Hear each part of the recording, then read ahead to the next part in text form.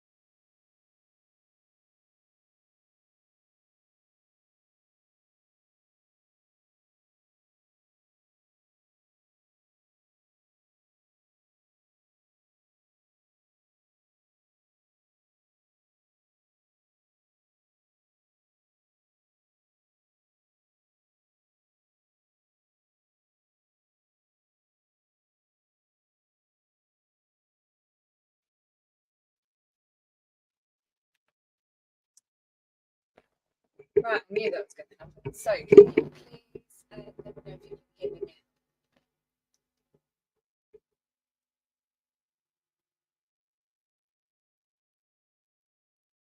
I think you can, because I've got another device on to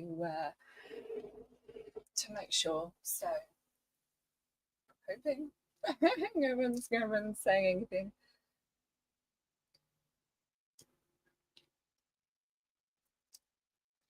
Right, I'm going to take it as you are, as you can. Fabulous. So thank you, Jen and Maya.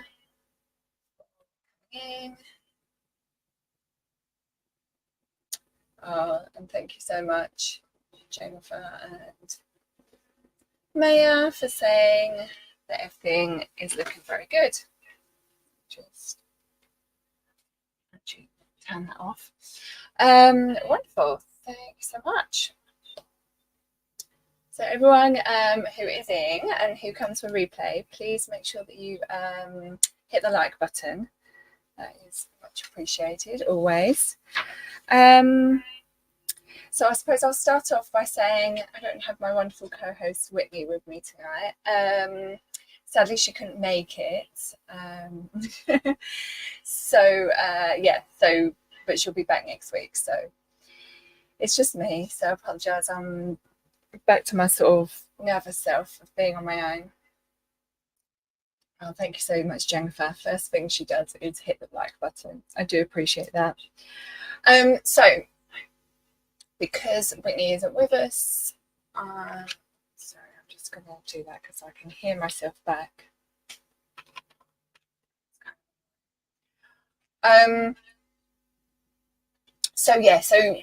Tonight I'm going to just go on the history of silk.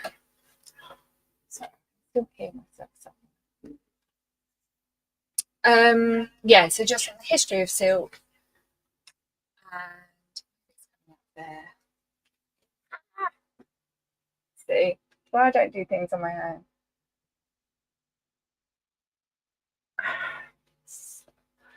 I get distracted too easily.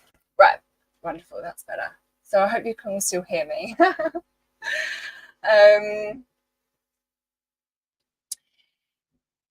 Yeah, literally, Jennifer. The reason why I have Whitney on, because she stabilizes me. So a bit wonky on the screen, maybe. Right, so the history of should you get a notebook if you so wish?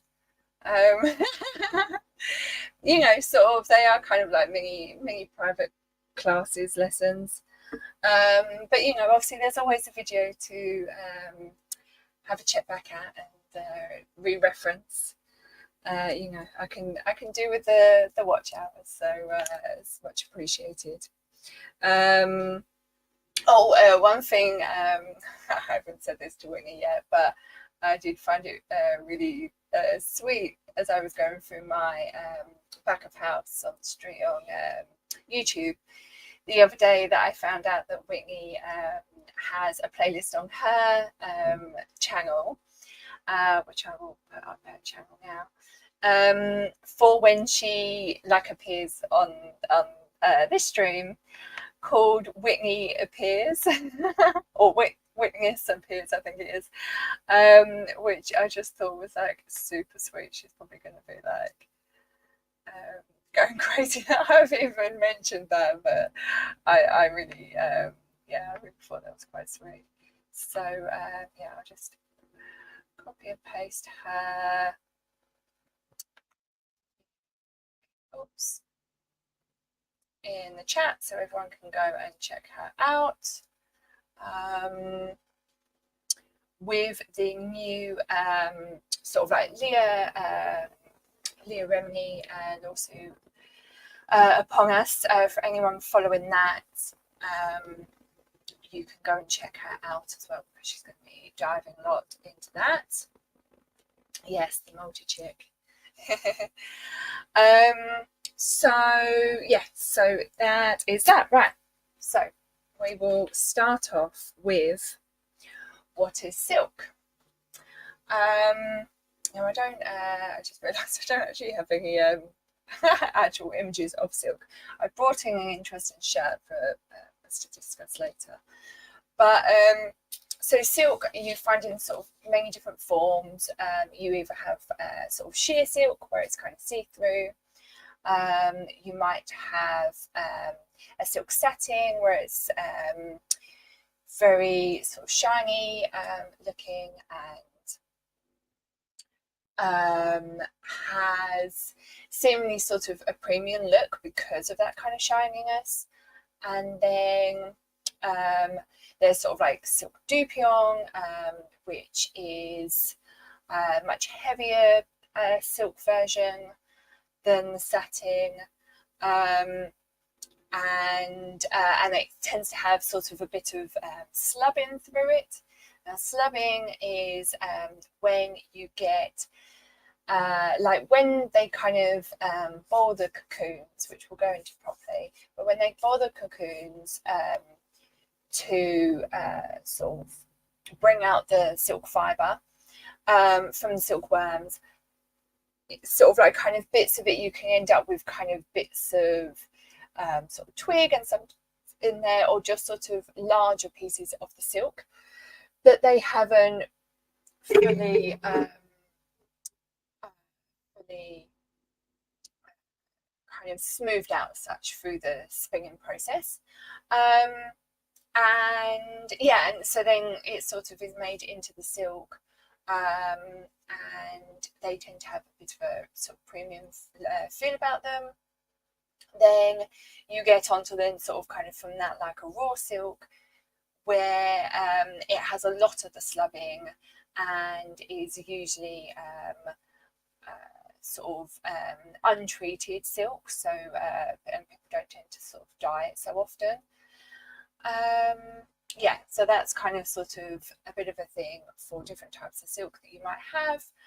And it may not even just be clothing that you've got it. A lot of sort of bedding, like pillows in particular, tend to be with the silk, because that's good for your hair. It doesn't sort of prevent the breakage so much, and things like that. Also, if you look on the inside of a jacket, the lining, if it's more of a premium coat or a vintage coat, then it may well be silk within that as well, not just like a sort of a polyester lining as we kind of think of today. So that's kind of sort of different aspects of it. Hey Joe, you all right? Good to see you. Right, wonderful. So, what is silk? Silk is a protein fibre composed of either the cocoons of a larvae of moth, otherwise known as a silkworm, Some spiders produce silk when weaving their webs. And you can also find it in ants, crickets, fleas, flies, and beetles, which I thought was really interesting. I haven't delved into those because I think that's sort of it took me long enough, which was also partly why I was a bit late, trying to sort of research just the worms, because it's like I obviously sort of know a fair amount about it, but I wanted to sort of get some proper facts behind me. Yes, so it's a moth, not a worm. So they are caterpillar, who are then going to be larvae. The larvae is the caterpillar, to then do the cocoon, where they do their metamorphosis into then the moth. So it kind of is all the stages. Jennifer says, I'm curious about the silk they use in bonnets and the ones for the hair ties, and the fact that many shops nowadays sell it as silk, but it's not 100% silk exactly. So there are some sort of vegan options, such as rayon, and even sort of nylon in a way can be sort of put in the same aspect. Yeah, and even sort of they can kind of like sort of, because rayon is sort of, and nylon are both sort of derivatives of like a polyester as such. Again, I haven't delved into that because that's like another sort of link across. But yeah, so yeah, and unfortunately, like there's a lot of this kind of misleading greenwashing and things like that sadly, you know, sort of the general public do not understand, do not sort of know about, which was kind of one of my reasons for doing this part of my channel, because I want to educate people so that then they can make better decisions going forward. Oh gosh, right, you're all going into it, so I'm gonna I'll come back to some of those, right? Because you're all going into like my notes that I've already written up, so we'll discuss more once I've said it. Right, wonderful, and it's just me, so I'm gonna like stop at the star. Right, wonderful. So most silk in the world derives from one type of caterpillar, the Bombyx mori, which was quite interesting when I read this, because I did a collection out of uni that was women's wear, and yeah, then I did a bit of a sort of catwalk with it. I think I did sort of add some menswear into it, and it was kind of circus based, sort of bright colours and things like that. But I called that Bombyx, and I now for the life of me can't remember why I necessarily called it that. Maybe it was from this, but yeah, I just clearly found the word and thought it was interesting. But yeah, so it must have been from this, because I don't know why I would have come across the word otherwise. But yeah, it's really weird, like seeing it all these years later and suddenly sort of remembering again about that collection, because that was like many years ago. So these have been domesticated over time, so that they cannot fly. Therefore, they have become dependent on us humans.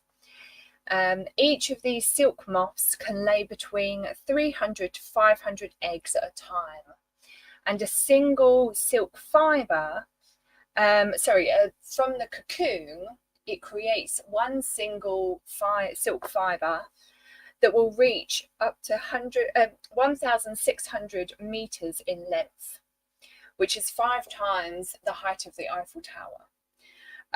Just to give you some sort of perspective on that, you know, it's sort of, you're getting a lot of silk from just literally like one cocoon. So let me just show you some pictures.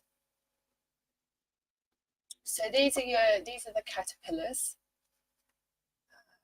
munching away before they go into their larvae state. And then these are the cocoons, my little larvae inside. The little larvae as he's becoming a moth, which is kind of sad because they don't always they're not always able to live their full life. So it's oh yeah, sorry, Joe, I don't have any images of the boiling, but there is one image of a spider, so I will make sure that I talk about that before I bring it up, because I know that some people could be a bit scared of spiders. But I did pick a picture with the smallest spider on.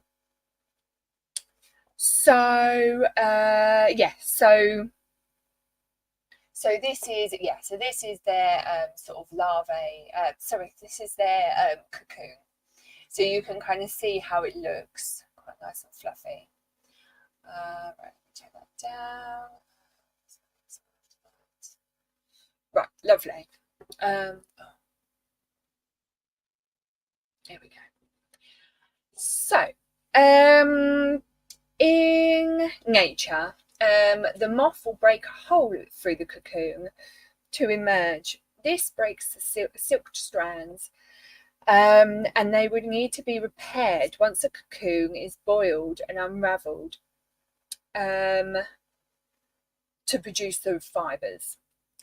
This is called slubbing. So this is that slubbing that I was talking to you about. So it's just like sort of a thicker amount of silk within it, which can happen through this way, but also it's like sometimes like I'll get some like kind of pull out twigs and things, like really like small ones, but yeah, it's quite interesting when you sort of look at it. Oh, and another way to describe it as well, if you think of linging, so the way linging looks, that's what this kind of slubby raw silk is like. Yeah, so this is called slubbing, and this is actually a more premium sorry, you chatting a lot. Yeah, so this is called slubbing, but it's actually a more premium price that you tend to have on these fabrics, which is really interesting because obviously having worked in sort of fashion in like a store, you know, sort of like I say, linging is very much the same in that it kind of has these little bits of kind of thicker pieces of the fibre going through the fabric. And when I worked in particular at Monsoon, because we would have a lot of kind of natural fibres in the sort of like in the garments and things, I would get a lot of people complaining because the linging had these little slubby bits in. So it's really interesting that a silk with that is like a class as a premium product. And nice as well because it's like a more natural state, which I really prefer in a cloth, to be honest. So whereas in the textile industry, the worms are boiled prior to the moths emerging to ensure a sleek and smooth texture. So when you look at sort of kind of a silk satin and things like that, unfortunately that is the process that it's gone through. Oh, now I'm just realising now I'm coming across some of these words and I didn't actually check how they were pronounced. So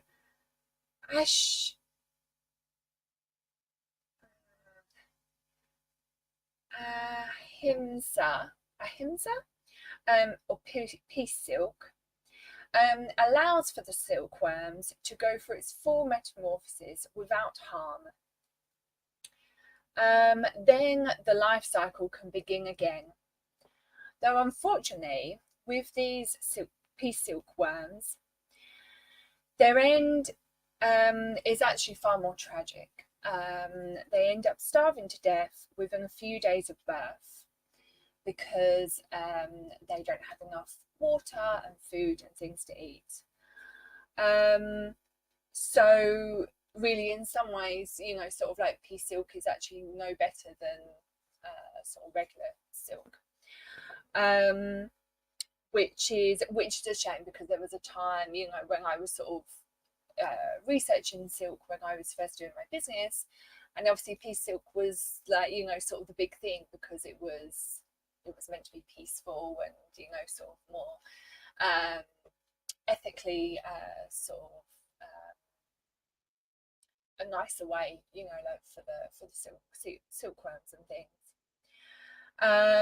But you know, as with all of these things, there's always someone that kind of will corrupt it for their own good, and yeah, try to profit with a higher sort of profit to themselves, while still keeping everything else low.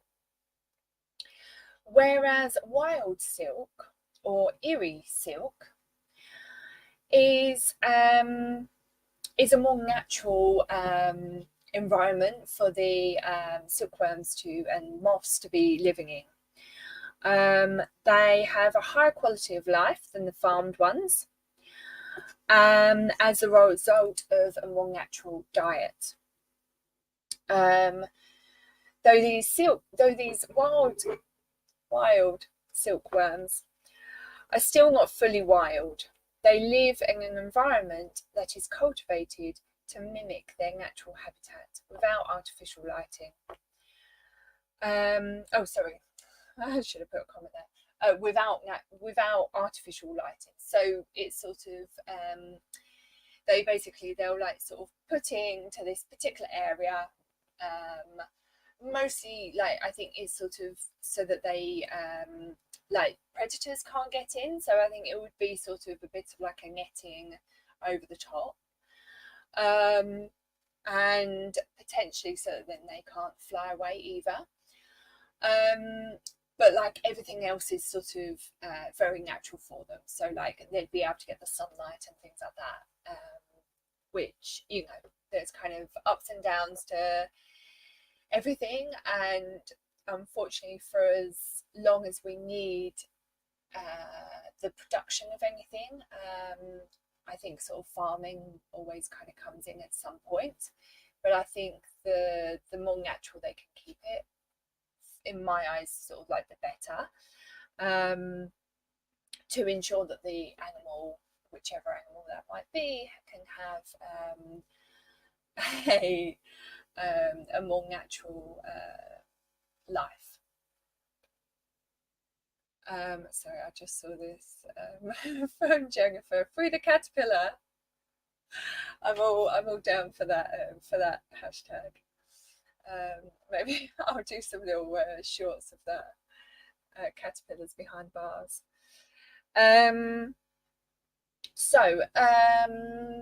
But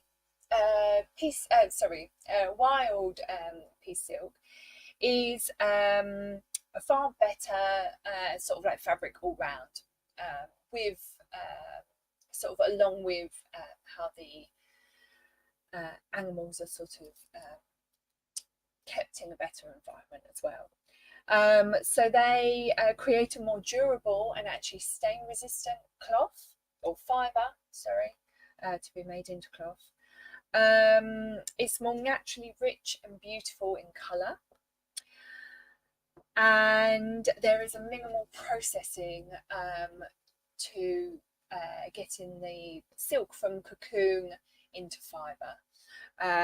So there's sort of like less chemicals involved and things like that, which obviously is far better all round, because once you put chemicals in the water, it's you know, then like you've got a whole nother environmental impact on you. Oh, sorry, water. Right, so I hope that was quite a good little rundown. So let me go up.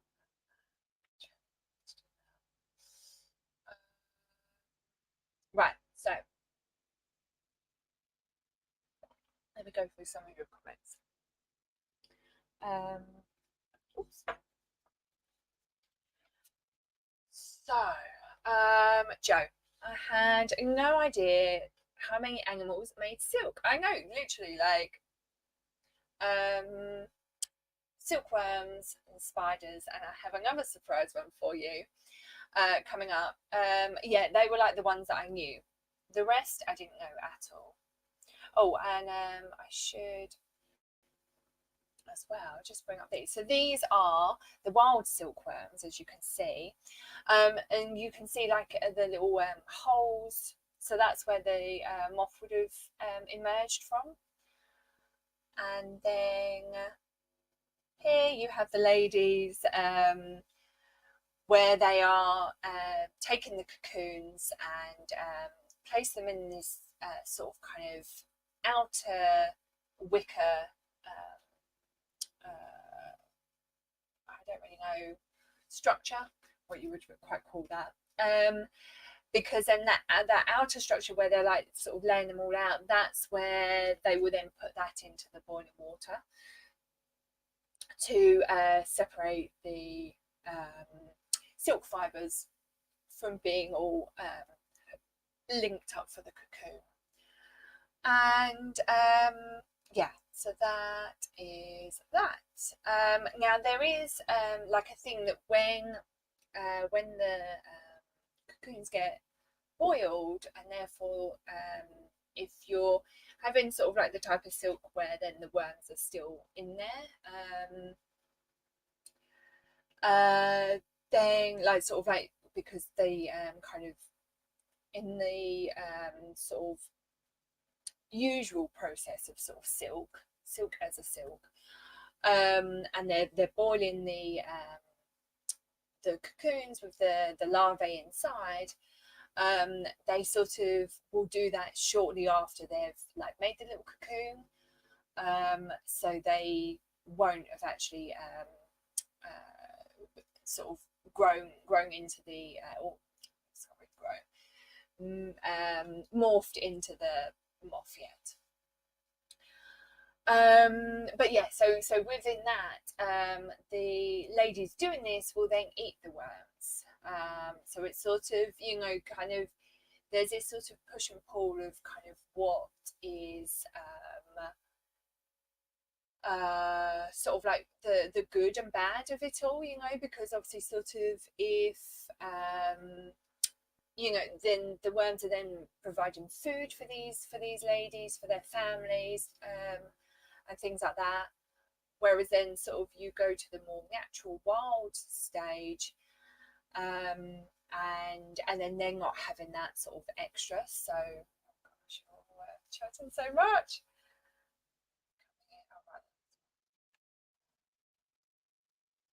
Right, it's like a hairy ball. Yeah, I know.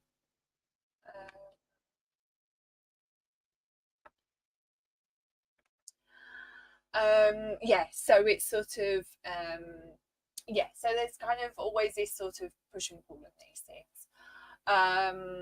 But personally, you know, sort of these ladies and their families will be able to eat other sort of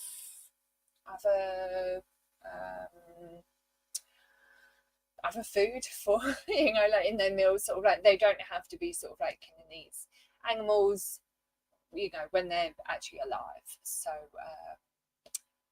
yeah, so it's just one of those.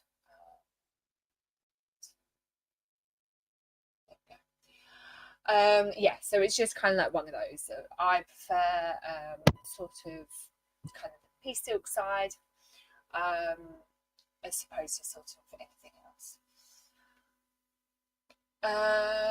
Jennifer says again, the more trendy the hair accessories for sleep, the hair care are becoming, the more I see cheap brands selling them as silk. Yep. But the price, you can see, isn't legit. I've fallen into that trap. Yeah, exactly, and it's easy to do. You know, sort of, this isn't the first time that you'll hear me say, do not shop from Shein or Temu, because yeah, they're just fraudulent, really. At the end of the day, they are using slave wages to produce items at a beyond stupid price. Like, oh my god, the amount of things that I've been advertised, you know, sort of anywhere, which I feel like has kind of gotten worse since I've been doing these streams. I seem to think the thing I want to buy such things as those. Yeah, and so yeah, just please do your research anytime you are purchasing anything. Jez says, question, do the animals get hurt during the process? Well, yes, sadly. There are, yeah, you know, sort of, like I say, in the sort of straightforward silk process, the worms are boiled alive, which is obviously like really, really sad. But in the other two, you know, sort of normal sort of piece silk is sadly just sort of a sort of like kind of part of them not really being looked after very properly, whereas the wild silk or eerie silk, then they are not harmed at all, and they can live out their proper life cycle, have more babies and everything. I do not believe their life cycle is very long, you know, as with all sort of like butterflies and moths, but you know, sort of at least they can, like, you know, sort of die naturally. Joe says, what are your thoughts on nylon? Yeah, so we will do another stream on nylon, because there is a book that I've seen that I want to get that is actually says, the title of it is The Fake Silk. Yeah, like nylon, the fake silk, or something like that. So yeah, so I want to get that and read that before I really sort of comment too much. But yeah, it's not the best. You know, sort of all these things kind of have processes, and although nylon is a bit better because it tends to be from sort of like trees, it's yeah, there's still kind of like sort of chemical processes in place, but then sort of I've kind of have spoken about that with bamboo and things like that as well, and you know, sort of providing the process is well sort of maintained and the water goes back into the system in some way, you know, sort of it will never obviously become a drinking water, but that it goes back into the sort of system without all those chemicals, then obviously it's better.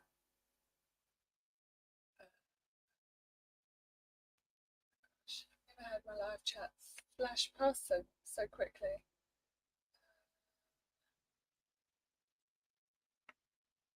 Yes, Joe, I do, you know, sort of resonate with this. There's nothing wrong with eating insects, and that's the thing, you know. I think it's just this thing of how the animal is slaughtered. You know, sort of no matter what animal dies for food, you know, at the end of the day, kind of is a slaughtering, and yeah, so I just think, you know, like sort of boiling alive is same, you know, like I'm a meat eater, but I rather know that sort of the animal has been killed in a quicker way than not.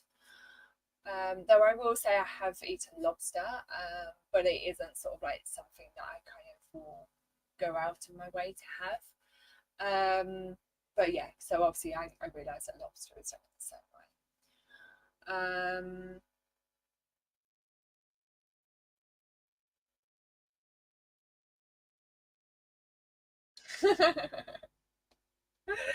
Jennifer, I quite like this. However, the idea of, hey, let's a caterpillar, you know what? Let me put that in my mouth and spit it out and make beautiful, soft, expensive fabric. Yeah, but they don't spit it out. They boil the cocoon, and then the larvae, you know, the silk will come out of the cocoon, and then the larvae will sort of be like floating to the top kind of thing. So then they just scoop that out and put that with their, you know, rice or noodles, whatever they, you know, kind of however they do. Maybe I should have gotten a picture of that. Oh, there we go. That's a fun fact that I didn't come across. So the total life cycle of a silkworm ranges from 6 to 8 weeks. Generally, the warmer the weather, the quicker the silkworm will complete its life cycle. However, the factors are such as humidity and exposure to sunlight are also very important. Thank you ever so much, Jen. I did not know that. Right, let's have a go. Oh, I don't know why I did that. Right, better start.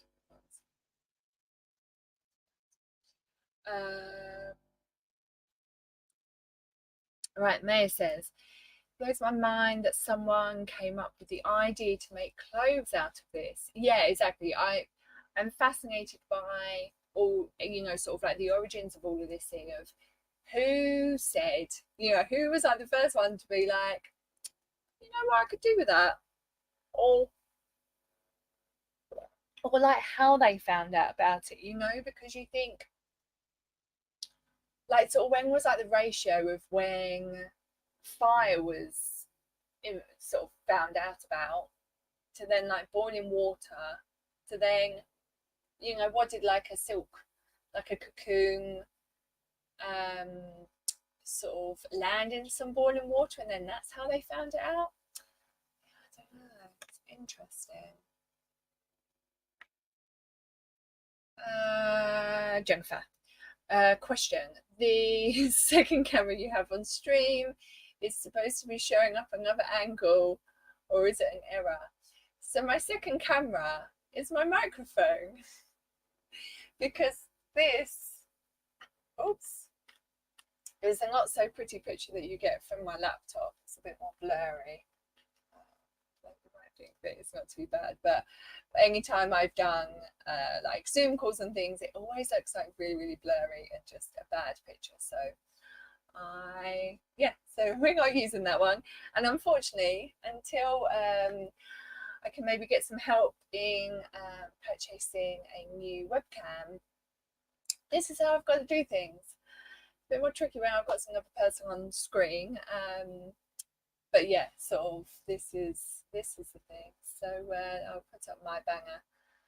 So if you wouldn't mind, anyone, you know, put in like a couple of quid, then that would be much appreciated. Oh yeah, free the caterpillar. Have to do. Maybe I should do. Let me get right.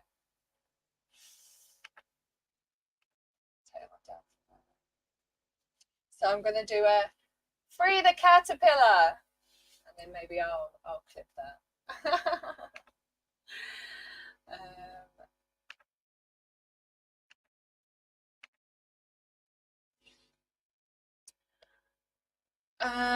Wonderful. It looks like a hairy ball that's where was it? This one that transform into a beautiful silky soft material. Yes, indeed. So yeah, so you can see like sort of the fluffiness around. That's kind of the fibers coming away. Oops. Oh, people.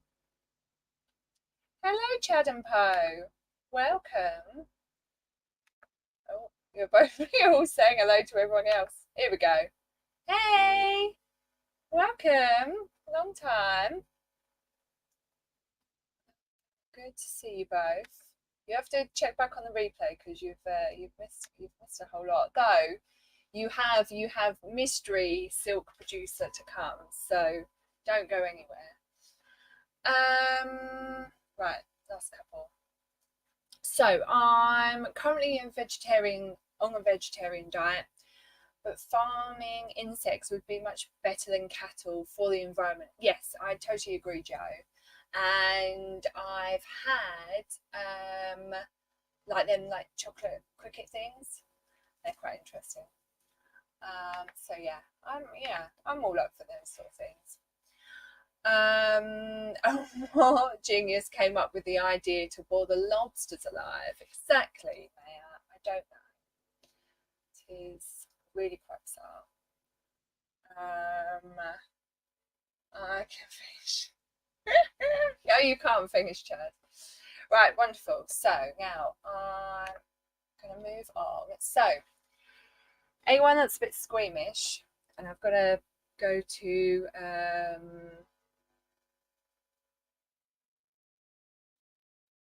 I'm presuming you mean, I don't know what you're meaning, but I'm not bringing it up. So I'm going to have to read from my phone on this one because I didn't get to write down my notes for this part. Oh, 7 people. Please like the stream if you don't mind. Much appreciate it. So anyone squeamish, do not turn it off. Oh no, 2 people just left. That's rude. Don't turn off. Just like look away for like a little bit, and you can listen to me talking.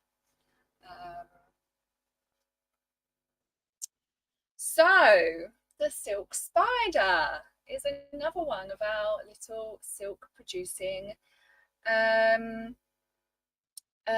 friends, which is yeah, quite sort of an interesting one that obviously the spider doesn't die in this story.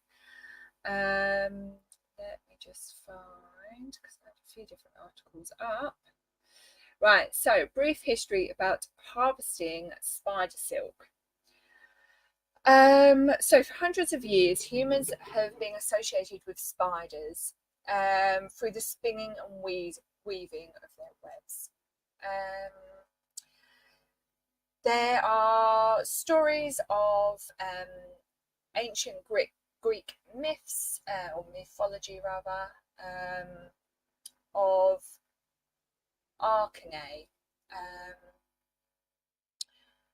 which is a Greek mythology spider. He didn't really go into anything else about that. Right, wonderful. So, I went through some of these very briefly.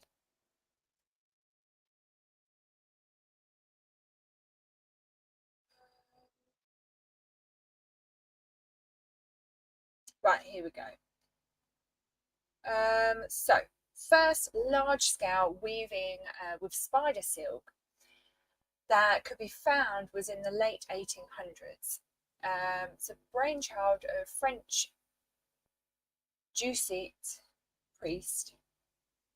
Jesuit priest? I don't know. Named Jacob Paul Cambonnet.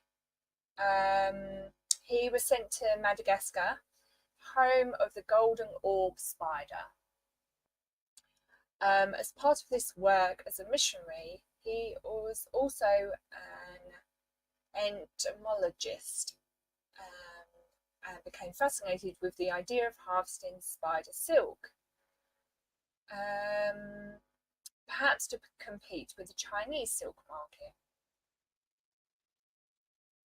So you could extract the silk from 25 spiders at once without harming them. They collected the silk, and it had woven into a set of bed hangings. Oh, interesting, which are on display. Does it say anything else there? Oh yeah, I was just about to email to myself. So I've got a couple of videos actually, which, let me see if I can bring it up.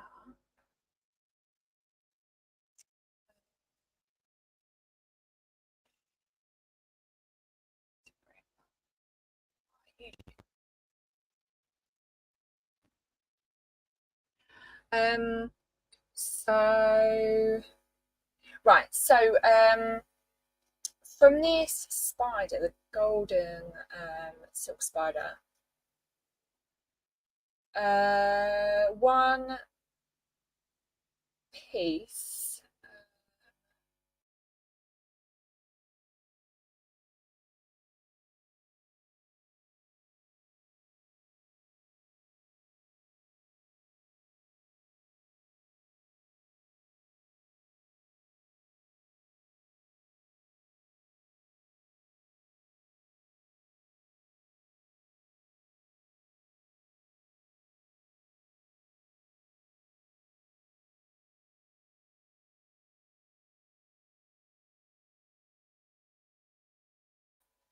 in 2008. So this started.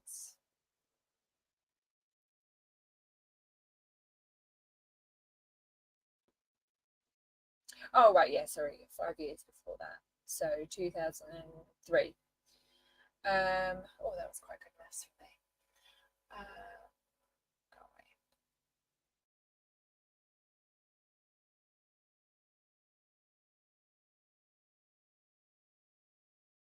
1 foot by 4 foot, but weighs only 2.6 pounds, which unfortunately I don't work in pounds. Although we're kind of meant to over here. I don't really know. Is that so? You've got like a pound? No, it's not like a pound of sugar. I don't know. Don't know what the equivalent is to that weight, but I presume it's not very heavy. So let me see if I can find this.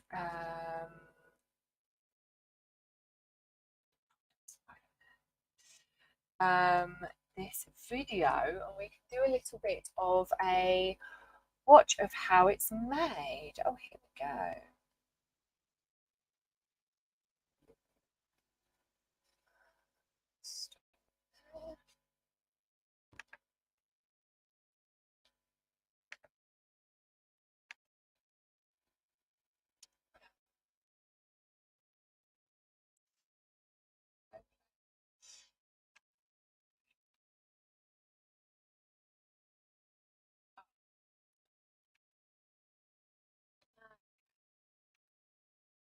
So let me present.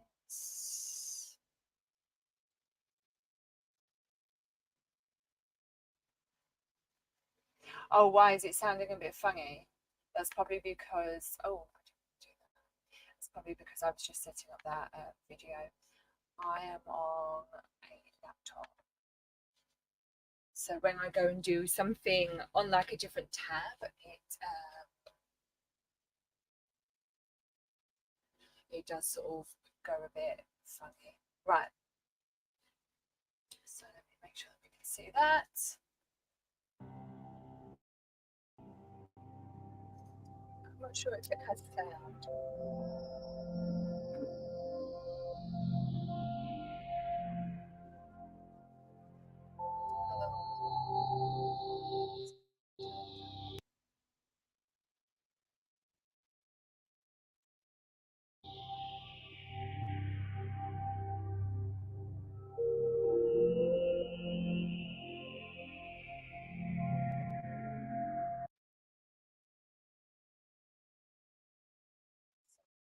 Oh gosh, spiders. I don't know why it's like flicking that way.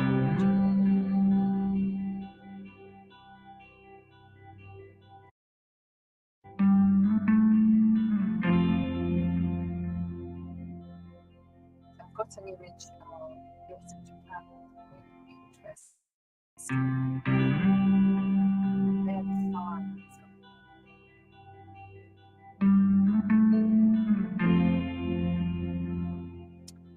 So you can see just like how sort of fun they are.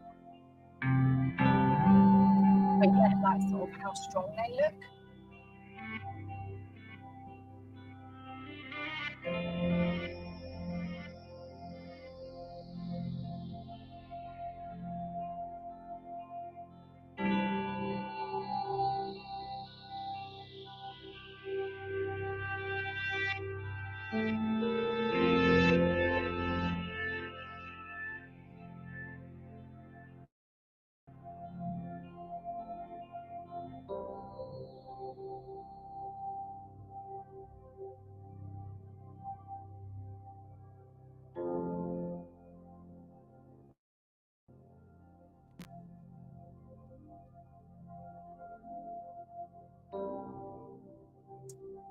So they'll be doing that to create those sort of bundles of thread to then use copy.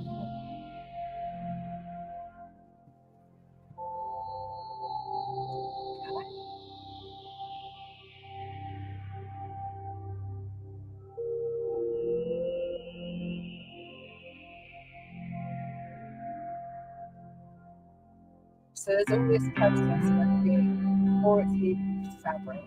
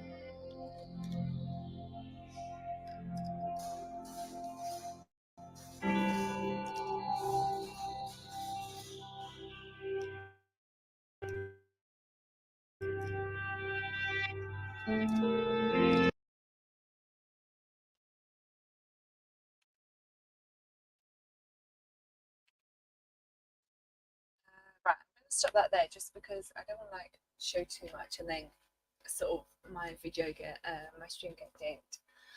But I will link to that video so it can be watched in full in the description of this stream. But yeah, so I hope you kind of liked that process. Jennifer says, always amazing me to think how the same species can be so, oh gosh, sorry about that. The same species can be so destructive to the world and each other. Also think of creating such delicate things like silk. Yes, referring to the human race indeed.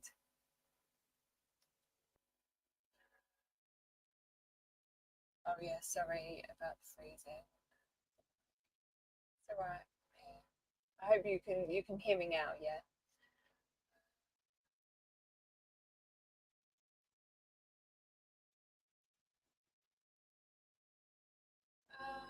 Fabulous everyone else.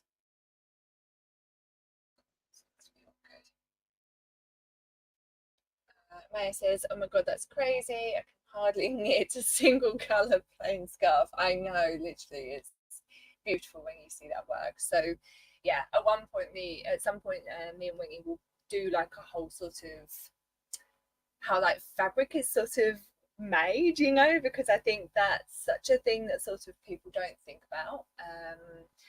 And yeah, there's like lots of different processes to it. Right, so that is that. Oh no, that is, I think it's going to be.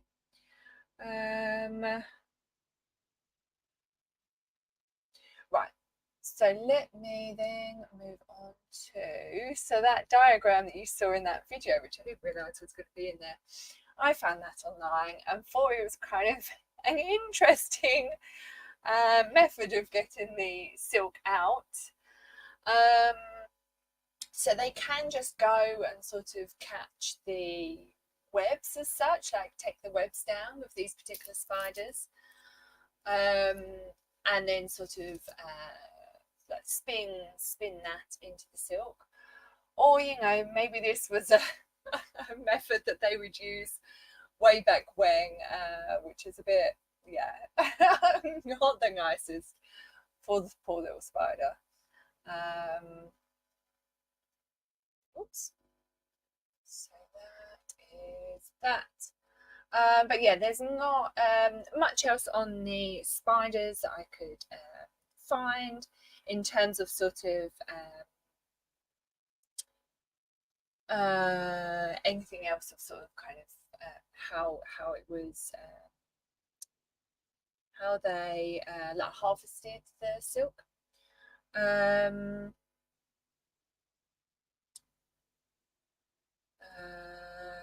Yeah, no, this is something that I was going to bring up, but actually it's saying it is a myth. But yeah, apparently it was thought that spider silk was antimicrobial.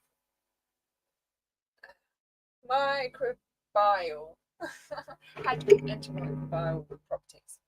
But yeah, apparently it's a myth, so we don't need to worry about that. But then, so what I do want to go on to next is a really, really interesting one, which if you saw our last stream, mine and Whitney's last stream, you would have heard me say about this. And I found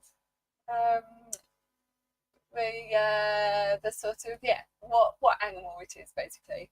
So I don't know if you want to guess in the chat, is it a goat or is it a sheep? If this will sort of get you thinking, if you were listening to the last stream, to know what I'm talking about.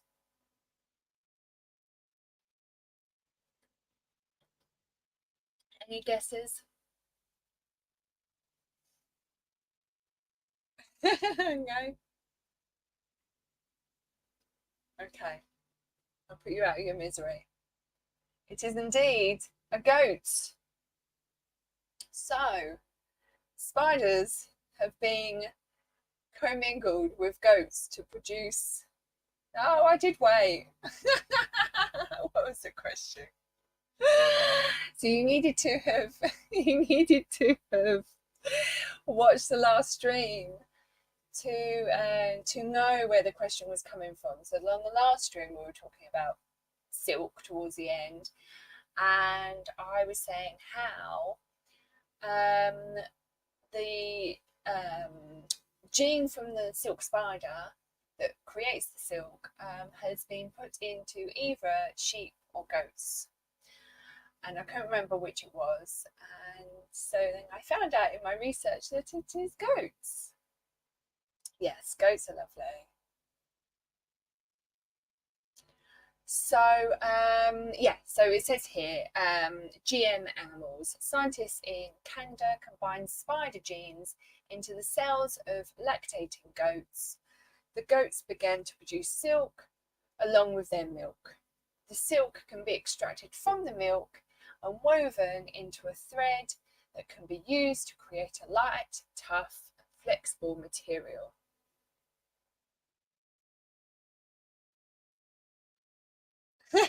Don't make them into silk creators. They already are. This was done many years ago. So yeah, so I couldn't remember if it was sheep or goats, Maya. So yeah, so I've done my research today. I found out that it is indeed goats. So you can see here our little life cycle of the combination of spider and goat. So they take the gene from the spider, put it into a goat, mate that with another goat, and from the next goat, that baby's goat. That's ghost baby. But basically goat D grows up and then produces milk plus thread. So, you know, it's a win-win all round. I don't know what I had afterwards. Oh yeah, just weaving ones. So yes, so from this,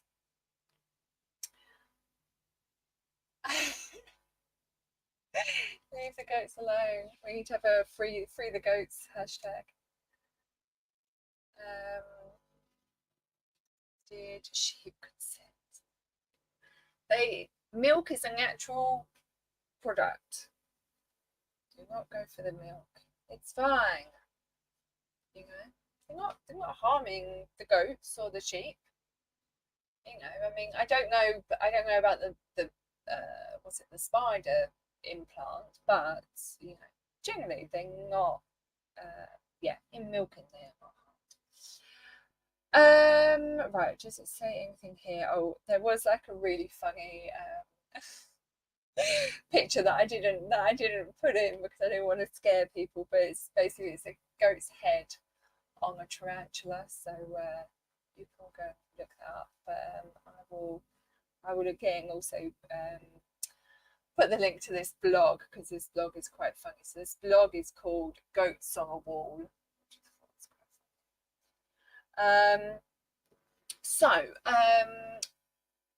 Spider silk out of goats is actually stronger than steel and more flexible, used to replace damaged tendons and ligaments, suture damaged eyes, and even nerves. So, you know, you might not like the idea of it, but actually it's producing a far better, more versatile product. And you know, like I say, sort of from what I found, it doesn't hurt the goat in any way to do this. You know, sort of, yeah, like they have to kind of get a bit of a prick of the needle at the start, but you know, now it's already in these particular goats, kind of, you know, there's not much else that's being done to sort of change them in any way. So yeah, there's like certain sort of genetically modified things that I go for, but you know, in something like this, when it doesn't seem to have any like long lasting harmful effects on the animal, then you know, it's sort of, I'm all for that personally.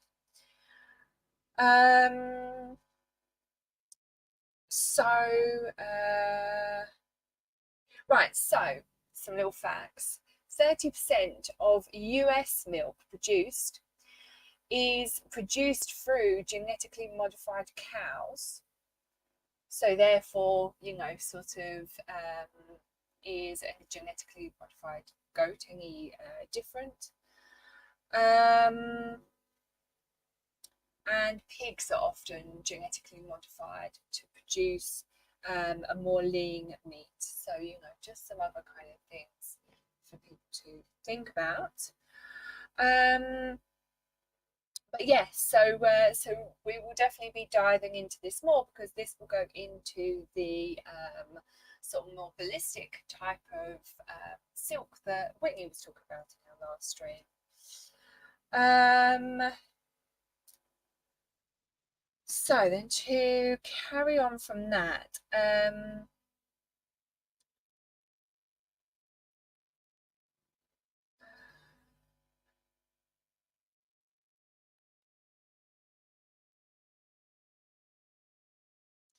oh, interesting.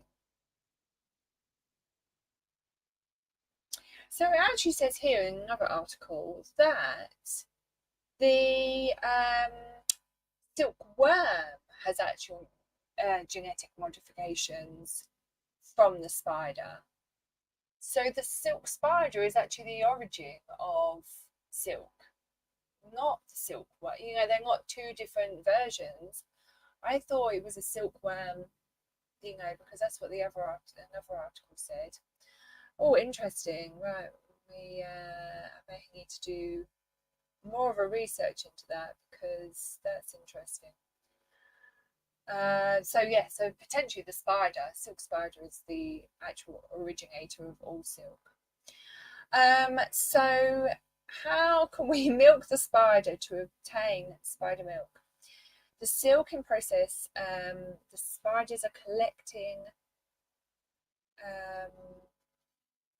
oh no, sorry, in the silken process, spiders are collected and are taking, oh gosh, to have the silk pulled from their abdomen, can't say that word, which is what that this one's all about. So it doesn't say from when this was, but like I say, this wouldn't be a thing that they do now.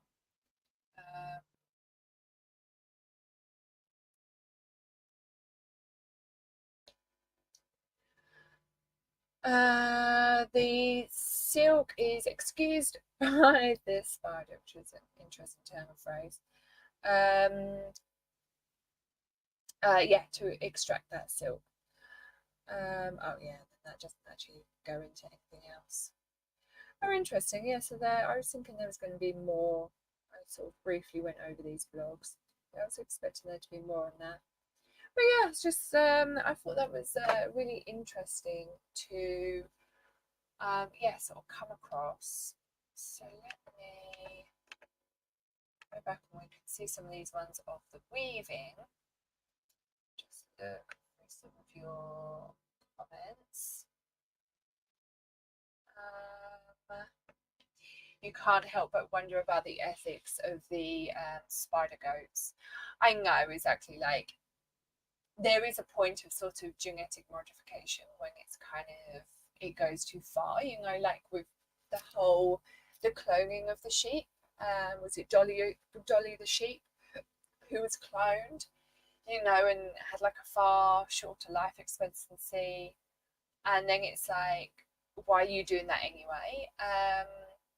Versus sort of the lab grown meat, which I find very interesting as a concept.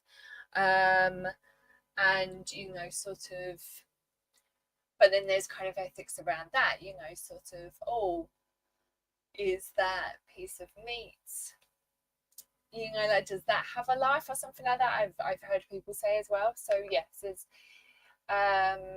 ethics in, you know, sort of ethics issues in everything, I think.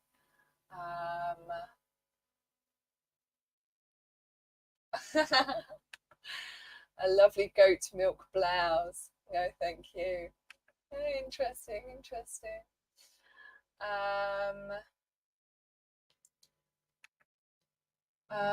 For what is the purpose? As if there isn't enough materials already. Yes, exactly, and I get that. I think it's because it's an easier way to extract that silk, you know, like sort of to save having to kill the silkworms, to save having to, you know, sort of disrupt the spiders, take their webs, you know, you're already milking a goat for its milk. So, you know, if then you're getting silk out of it, that would be the purpose, you know, and so that's like where like my thought process goes of and why I kind of have that as a good concept in my mind anyway. So will this be turned over to their baby goats? Yes, it will.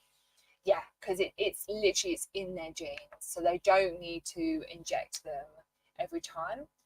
I haven't found anything, so like I say, I'll do more research into that because those blogs didn't have enough in.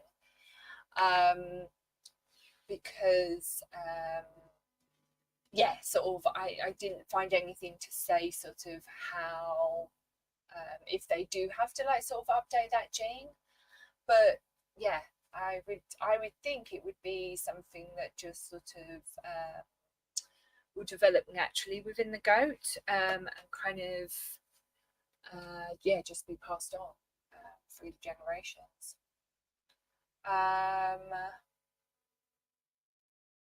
Just leave the little goats alone. Yeah, shouldn't like, doesn't mind the spiders being handled like that. Just don't, just leave my little goats alone. They're too cute and friendly. And I know, I love a goat as well, but yeah, like I say, I think, you know, it's not the worst of processes. You know, much like a sheep needs to be sheared, you know, sort of for its wool. Well, the wool comes out of the shearing, but a sheep has to be sheared because otherwise then they overheat and things like that, which unfortunately is a process of us as humans creating the sheep to produce like so much wool, which obviously, yes, is a horrible thing for us to have done, but that was many sort of centuries ago, that, you know, sort of we can only sort of do stuff to make it better. So as long as we handle the animals sort of in a gentle and sort of caring way, then, you know, it's yeah, I think that's sort of like the best thing to do for the animals, and, you know, and allow them sort of the space to roam and things like that. Jennifer says, check out the goats. Ugh, I can't speak, sorry. Check out the Goats of Anarchy. It's amazing profit that saves goats that are left for dead. Oh yeah, I bet, because they're probably used for sort of like transporting things like the donkeys. They are rehabilitated and given a dignified life with friends in a farm. Oh, that's the type of farm I would like. It's my favourite non-profit association in the world. I bet, that sounds beautiful. People who have the idea of doing the spider gene injection should just inject themselves with their genes so their milk can be used for silk. Oh, Jennifer, don't say that. I don't produce milk. Oh, what are you saying? With the gene thing, doesn't hurt the goats at all. Like you say, talking about myself, and they're being milked anyway. Exactly, that's what I mean. You know, it's sort of, it's all part of a very natural. Well, like obviously us milking the animals is not natural, but they would, you know, they would have you know, so then that is something else that we have kind of genetically modified them to produce more milk than obviously what their babies need, but yeah, so it is all as well sort of part of the process. You know, if we were not milking them, then they would have their babies, but yes, unfortunately they do produce more than obviously what their babies need.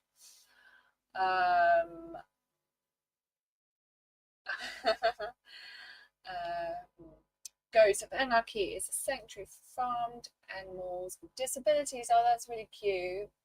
Animals come to us broken, battered, and abused. We never stopped fighting, so neither do we. Miracles happen here. Oh, that's really lovely. So that's from their Instagram. That was really nice. Thank you so much for sharing that, Jennifer. I will, yes, I will definitely look that up for next time as well. And yeah, when we do that, I will put that in the show notes. But yeah, so that is kind of all I think I kind of have for tonight. Unless anyone has any sort of extra questions, things that they want me to go over. Yeah, I feel like that might be it. I'm still a big skeptic on the goat's milk. I know, exactly. So I will do more research into it, because, you know, sort of I don't want to be putting all my eggs in one basket for it, because I don't know enough about it. But, you know, kind of what I've said is kind of my thought process over it, and you know, kind of what I think, like sort of leather and things like that, you know, we there are processes, you know, that sort of kind of that's in place. So, you know, sort of, and cattle is killed for meat, so therefore why not use the sort of skin, the leather in products sort of outside of that, you know. I just think sort of there's kind of process for everything. But yes, obviously sort of when like you see sort of sheep, and I will do, like, I want to go to an actual farm and sort of preferably when they're doing the sheep shearing, to sort of talk to them about all that. So I need to sort out a range of that, because probably need to get onto that. Like go to a farm by like sort of April, May, probably more April. But yeah, you know, sort of like, so with sheep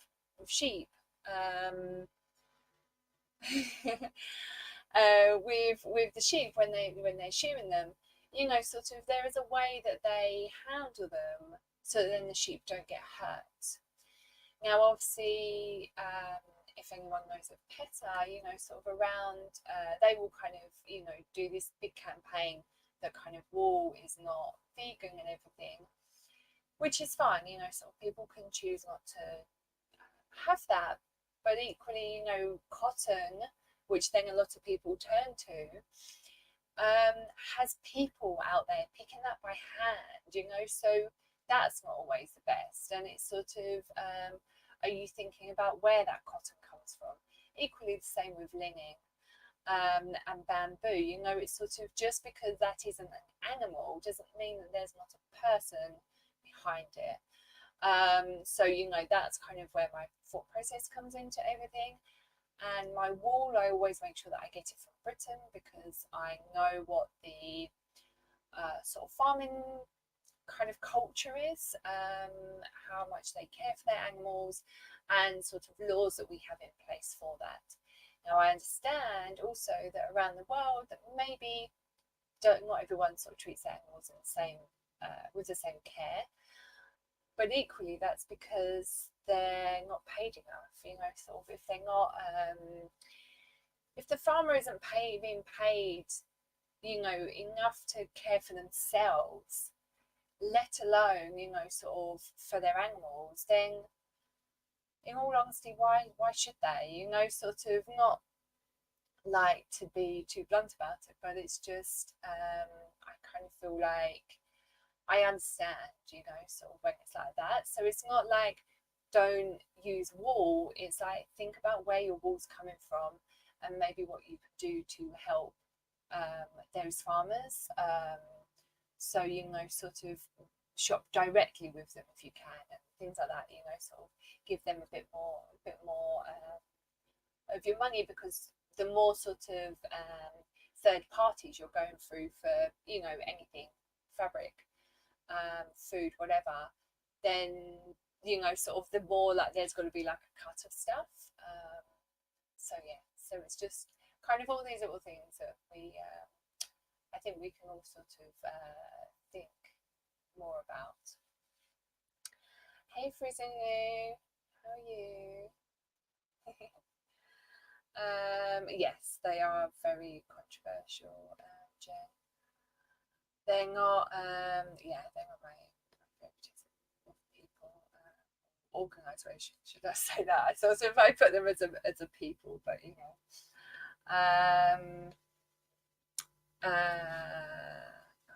Like wool and any high quality product, my rule of thumb is similar to yours, moderation. Yes, exactly. We're good. I think about to wrap up, so check the replay. But yeah, so that's, yeah, I feel like that's kind of it before I sort of go into a rabbit hole about other fibres, and this stream is about silk, so I can't be going off into too many other things. I know, yeah, you miss the spiders and everything, and the spider goats. But yeah, so I think that's me done. If everyone doesn't mind. Oh, thank you so much, Jen. really appreciate that. You know, like I say, I was very nervous about doing this tonight. Not done one of these on my own for a little while. So thank you all for joining me at whatever stage you've joined. And yeah, check everyone in the replay, wherever, heart's a bit flat. And yeah, please make sure that you like, subscribe if you're not. I do wish to, and yeah, help me, help fund me in some way. No, I just I'm really frustrated with the whole camera setup, to be honest. So I will hopefully get a few quid towards a camera at some stage. Oh, bless you. Thank you so much, both of you. I really do appreciate it. But yeah, so anyway, long goodbye. And yeah, Whitney's channel's in the description, so please go and check her out. And yeah, I will see you all later.